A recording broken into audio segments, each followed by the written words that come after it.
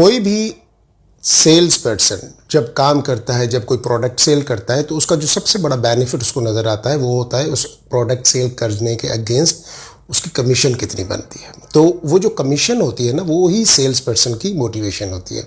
लेकिन आपकी ज़िंदगी में बहुत सारे ऐसे भी क्लाइंट्स आपसे टकराते होंगे कि जो आपसे कहते होंगे कि मैं आपके ही कंपनी के कुछ ऐसे सेल्स पर्सन को जानता हूं जो कमीशन कम लेते हैं। तो इसके अगेंस्ट आपका जवाब होना चाहिए कि जनाब, मैं अपने ऐसे क्लाइंट्स को जानता हूं जो मुझे ज़्यादा अदायगी करते हैं, क्योंकि मैं उनको देता हूं सर्विस।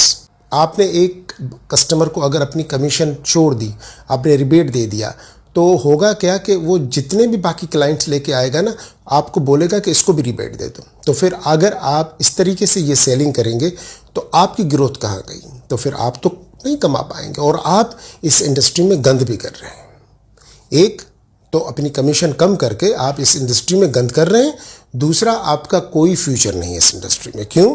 क्योंकि जो आपकी इनकम है वो तो आप छोड़ रहे हो, तो फिर काम क्यों कर रहे हो? सिर्फ सैलरी की वजह से।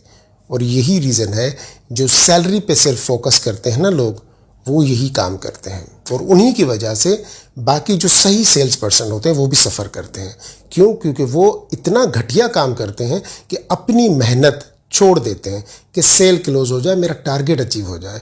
उनका टारगेट ये है कि मेरी सैलरी ना रुके, उनका टारगेट ये नहीं है कि मेरी ग्रोथ ना रुके, मेरी फैमिली में फाइनेंशियल ग्रोथ आए, मेरी ज़िंदगी में खुशहाली आए। उनका ये टारगेट है ही नहीं। बस उसका ये टारगेट है किसी तरीके से टारगेट हो जाए, बॉस खुश हो जाए और बस मेरी सैलरी नहीं रुकनी चाहिए।